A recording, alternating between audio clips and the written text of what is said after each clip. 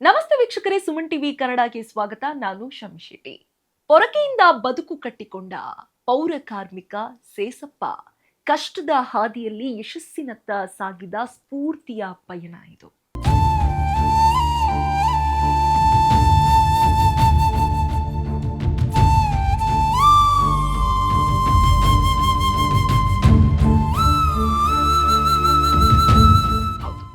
ಬೆಳಗಿನ ಜಾವ ಬಿಸಿ ರೋಡಿನ ರಸ್ತೆಗಳು ಇನ್ನೂ ನಿದ್ರೆಯಲ್ಲಿರುವಾಗಲೇ ಕೈಯಲ್ಲಿ ಪೊರಕೆ ಹಿಡಿದು ರಸ್ತೆಗಳ ಸ್ವಚ್ಛತೆಗೆ ಇಳಿಯುವ ಸೇಸಪ್ಪ ಅವರ ಬದುಕಿನ ಕತೆ ಮಾತ್ರ ಸಾಮಾನ್ಯವಾದದ್ದಲ್ಲ.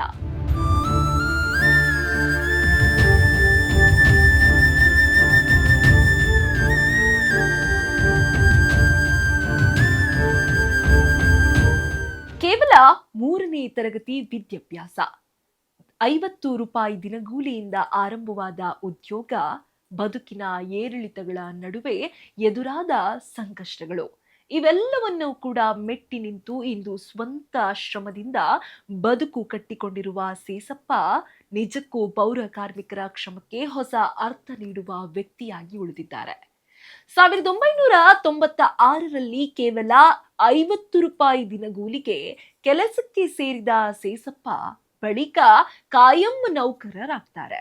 ಆರಂಭದ ದಿನಗಳಲ್ಲಿ ವೈಯಕ್ತಿಕ ಹಾಗೂ ಕೌಟುಂಬಿಕ ಕಾರಣಗಳಿಂದ ಕುಡಿತದ ಚಟಕ್ಕೆ ಒಳಗಾಗಿರ್ತಾರೆ. ಆದರೆ 2005ರಲ್ಲಿ ಬದುಕನ್ನ ಬದಲಾಯಿಸಿಕೊಳ್ಳುವಂತಹ ಒಂದು ದೃಢ ನಿರ್ಧಾರವನ್ನ ಕೈಗೊಳ್ಳುತ್ತಾರೆ. ಆಗ ಎಸ್ಐ ಆಗಿದ್ದ ಬೆಳ್ಳಿಯಪ್ಪ ಅವರ ಮಾತಿಗೆ ಬೆಲೆ ನೀಡಿ ಕುಡಿತವನ್ನ ಸಂಪೂರ್ಣವಾಗಿ ತ್ಯಜಿಸಿ ಬಿಡ್ತಾರೆ. ಅಂದಿನಿಂದ ಇವರ ಬದುಕು ಬದಲಾಗುತ್ತೆ. ಬೆಳಗ್ಗೆ 5ರಿಂದ ನಗರದ ಸ್ವಚ್ಛತೆ. ಇಂದಿಗೂ ಬೆಳಗ್ಗೆ 5 ಗಂಟೆಗೆ ಬಿಸಿ ರೋಡಿಗೆ ಆಗಮಿಸುವ ಸೇಸಪ್ಪ ಮಧ್ಯಾಹ್ನ 12 ಗಂಟೆಯವರೆಗೆ ನಗರದ ವಿವಿಧ ಭಾಗಗಳಲ್ಲಿ ಸ್ವಚ್ಛತಾ ಕಾರ್ಯದಲ್ಲಿ ತೊಡಗುತ್ತಾರೆ. ರಸ್ತೆಗಳ ಕಸಗುಡಿಸುವುದರಿಂದ ಹಿಡಿದು ಇಲಾಖೆಯಿಂದ ವಹಿಸಿಕೊಳ್ಳುವಂತಹ ವಿವಿಧ ಜವಾಬ್ದಾರಿಗಳಿಗೆ ಯಾವುದೇ ಕೆಲಸವನ್ನಾದರೂ ಕೂಡ ಅಲಕ್ಷಿಸದೆ ನಿರ್ವಹಿಸುತ್ತಾರೆ. ಪೌರ ಕಾರ್ಮಿಕರಾಗಿ ನಗರದ ಸ್ವಚ್ಛತೆ ಕಾಪಾಡುವ ಜವಾಬ್ದಾರಿಯನ್ನ ಹೊತ್ತಿರುವ ಅವರು ಕಚೇರಿಯ ತ್ಯಾಜ್ಯ ವಿಲೇವಾರಿ ವಾಹನದ ಚಾಲಕರಾಗಿಯೂ ಕೂಡ ಕರ್ತವ್ಯ ನಿರ್ವಹಿಸಿದ್ದಾರೆ. ಅಗತ್ಯವಿದ್ದಾಗ ಚಾಲನಾ ಜವಾಬ್ದಾರಿಯನ್ನ ವಹಿಸಿಕೊಂಡು ಕೆಲಸ ಮಾಡುತ್ತಾರೆ. ಕೆಲಸ ಸಣ್ಣದು ಅಥವಾ ದೊಡ್ಡದು ಎಂದು ಭೇದ ಮಾಡದೆ ವಹಿಸಿದ ಜವಾಬ್ದಾರಿಯನ್ನ ಪ್ರಾಮಾಣಿಕವಾಗಿ ನಿಭಾಯಿಸುವುದು ಅವರ ವಿಶೇಷತೆ. ಪೊರಕೆಯಿಂದ ಫಾರ್ಚುನರ್ ಕಾರಿನವರೆಗೂ ಕೂಡ ಇವರ ಪಯಣ ಇದೆ. ಒಂದು ಕಾಲದಲ್ಲಿ ವೇಷ ಹಾಕಿ ಜೀವನ ಸಾಗಿಸುತ್ತಿದ್ದ ಸೇಸಪ್ಪ ಇಂದು ಸ್ವಂತ ಪರಿಶ್ರಮದಿಂದ ಆರ್ಥಿಕವಾಗಿ ಸದೃಢರಾಗಿದ್ದಾರೆ. ಕೆಲಸಕ್ಕೆ ಫಾರ್ಚುನರ್ ಕಾರಿನಲ್ಲಿ ಆಗಮಿಸುವ ಅವರು ತಮ್ಮ ಹಿಂದಿನ ದಿನಗಳನ್ನು ಮಾತ್ರ ಮರೆತಿಲ್ಲ.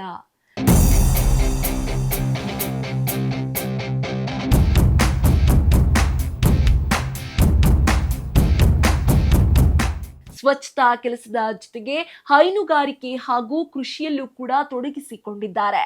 ಮಧ್ಯಾಹ್ನದ ಬಳಿಕ ಕೂಲಿ ಕೆಲಸಕ್ಕೂ ಕೂಡ ತೆರಳುತ್ತಾರೆ. ದುಡಿಯಲು ಹಿಂಜರಿಯಬಾರದು, ಯಾವುದೇ ಕೆಲಸವನ್ನು ಕೂಡ ಕೀಳಾಗಿ ಕಾಣಬಾರದು ಎಂಬ ಮನೋಭಾವನೆ ಅವರ ಬದುಕಿನ ಯಶಸ್ಸಿನ ಗುಟ್ಟು.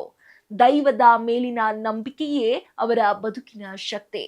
ಪರವ ಸಮುದಾಯಕ್ಕೆ ಸೇರಿದ ಸೇಸಪ್ಪ ಅವರ ತಂದೆ ದೈವದ ನರ್ತಕರಾಗಿರುತ್ತಾರೆ. ಇದೀಗ ಅವರ ಮಗನು ಕೂಡ ತಂದೆಯ ಹಾದಿಯಲ್ಲೇ ದೈವದ ನರ್ತನ ಸೇವೆಯನ್ನ ಮುಂದುವರಿಸುತ್ತಿದ್ದಾರೆ. ಮನೆಯ ಅಂಗಳದಲ್ಲಿ ನೆಲೆಸಿರುವ ದೈವಗಳ ಮೇಲಿನ ನಂಬಿಕೆಯೇ ತಮ್ಮ ಬದುಕಿನ ಶಕ್ತಿ ಎಂದು ಹೇಳಿಕೊಳ್ಳುತ್ತಾರೆ. ಒಮ್ಮೆ ಹಟ್ಟಿಯಿಂದ ಅವರ ದನವೊಂದು ಕಳವಾಗುತ್ತೆ. ಇದರಿಂದ ಬೇಸರಗೊಂಡಂತಹ ಅವರು ದೈವದ ಗುಡಿಗೆ ಬೀಗ ಹಾಕಿ ದನವನ್ನ ಮರಳಿ ಕೊಡಿಸುವಂತೆ ಪ್ರಾರ್ಥಿಸಿದ್ದರು. ಸುಮಾರು 1 ತಿಂಗಳ ಬಳಿಕ ದನ ಕದ್ದ ವ್ಯಕ್ತಿಯೇ ಅವರ ಮನೆಗೆ ಬಂದು ತಪ್ಪೊಪ್ಪಿಕೊಂಡ ಘಟನೆ ಇಂದಿಗೂ ಕೂಡ ಅವರ ಮನಸ್ಸಿನಲ್ಲಿ ಅಚ್ಚಳಿಯದೆ ಉಳಿದಿದೆ. ಸೇಸಪ್ಪ ಅವರ ಜೀವನದಲ್ಲಿ ಮರೆಯಲಾಗದ ನೋವು ಅಂತಿದ್ರೆ ಅವರ ಬದುಕಿನ ಅತ್ಯಂತ ಕಠಿಣ ಸಂದರ್ಭಗಳಲ್ಲಿ ತಂದೆಯ ನಿಧನದ ಘಟನೆಯೂ ಕೂಡ ಒಂದು. ತಂದೆಯ ಅಂತ್ಯ ಸಂಸ್ಕಾರ ನೆರವೇರಿಸಲು ಕೈಯಲ್ಲಿ ಹಣವಿರಲಿಲ್ಲ. ನೆರವಿಗೆ ಯಾರೂ ಕೂಡ ಬರಲಿಲ್ಲ. ಕೊನೆಗೆ ತಂದೆಯ ಮೃತದೇಹವನ್ನ ತಾವೇ ಹೊತ್ತು ನೇತ್ರಾವತಿ ನದಿ ಬದಿಗೆ ಕೊಂಡೊಯ್ದು ಅಂತ್ಯ ಸಂಸ್ಕಾರವನ್ನ ನೆರವೇರಿಸಿದ ನೋವಿನ ಕ್ಷಣವನ್ನ ಅವರು ಇಂದಿಗೂ ಕೂಡ ನೆನಪಿಸಿಕೊಳ್ತಾರೆ.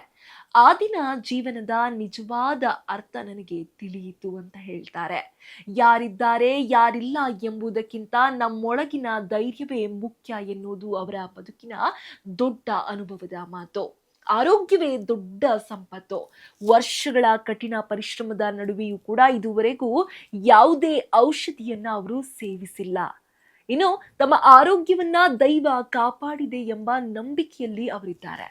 ಬೆಳಗ್ಗಿನಿಂದ ಮಧ್ಯಾಹ್ನದವರೆಗೂ ಕೂಡ ಪೌರ ಕಾರ್ಮಿಕರಾಗಿ ಸ್ವಚ್ಛತಾ ಸೇವೆ, ಬಳಿಕ ಕೃಷಿ, ಹೈನುಗಾರಿಕೆ ಹಾಗೂ ಕೂಲಿ ಕೆಲಸ ಹೀಗೆ ನಿರಂತರ ದುಡಿಯುವ ಜೀವನ ಶೈಲಿಯೇ ಅವರ ಶಕ್ತಿಯಾಗಿದೆ.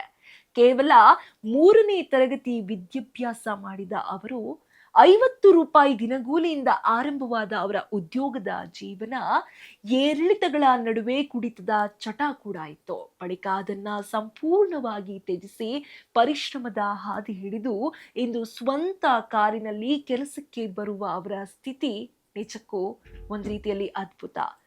ಪೊರಕೆ ಹಿಡಿದ ಕೈಯಲ್ಲಿ ನಗರದ ಸ್ವಚ್ಛತೆ ಮಾತ್ರವಲ್ಲ, ತಮ್ಮ ಬದುಕನ್ನು ಕೂಡ ಸ್ವಚ್ಛಗೊಳಿಸಿಕೊಂಡ ಸೇಸಪ್ಪ ಅವರ ಕತೆ ಇದು. ಇಂದು ಅವರು ಕೇವಲ ಒಬ್ಬ ಪೌರ ಕಾರ್ಮಿಕರಾಗಿಲ್ಲ, ಕೆಲಸದ ಮೇಲಿನ ಬದ್ಧತೆ, ಸಮಯ ಪಾಲನೆ, ಪ್ರಾಮಾಣಿಕ ದುಡಿಮೆ, ಕಷ್ಟಗಳ ನಡುವಿನ ಕುಗ್ಗದ ಮನೋಭಾವ ಮತ್ತು ದೈವದ ಮೇಲಿನ ನಂಬಿಕೆಯಿಂದ ಬದುಕನ್ನ ರೂಪಿಸಿಕೊಂಡಿರುವ ವ್ಯಕ್ತಿಯಾಗಿ ಉಳಿದಿದ್ದಾರೆ. ವಿದ್ಯೆ ಕಡಿಮೆಯಾದರೂ ಕೂಡ ಬದುಕಿನ ಪಾಠ ದೊಡ್ಡದಾಗಿರಬಹುದು. ಪರಿಸ್ಥಿತಿ ಕಠಿಣವಾಗಿದ್ದರೂ ಕೂಡ ಪರಿಶ್ರಮಕ್ಕೆ ಸೋಲಿಲ್ಲ. ಪೊರಕೆಯಿಂದ ಆರಂಭವಾದ ಪರಿಣ ಫಾರ್ಚುನರ್ ಕಾರಿನವರೆಗೂ ಕೂಡ ತಲುಪಿದ್ದರೂ ಸೇಸಪ್ಪ ಅವರ ಕಾಲುಗಳು ಮಾತ್ರ ಇನ್ನೂ ಮಣ್ಣಿನ ಮೇಲೆಯೇ ಇವೆ. ಪೌರ ಕಾರ್ಮಿಕರ ಶ್ರಮಕ್ಕೆ ಗೌರವ ನೀಡಬೇಕೆಂಬ ಸಂದೇಶವನ್ನ ಸಾರುವ ಸೇಸಪ್ಪ ಅವರ ಬದುಕು ಕಷ್ಟದಲ್ಲಿರುವ ಅನೇಕರಿಗೆ ದುಡಿಮೆಗೆ ಎಂದಿಗೂ ಸೋಲಿಲ್ಲ ಎಂಬ ಸ್ಫೂರ್ತಿಯ ಮಾತಾಗಿ ನಿಲ್ಲುತ್ತದೆ.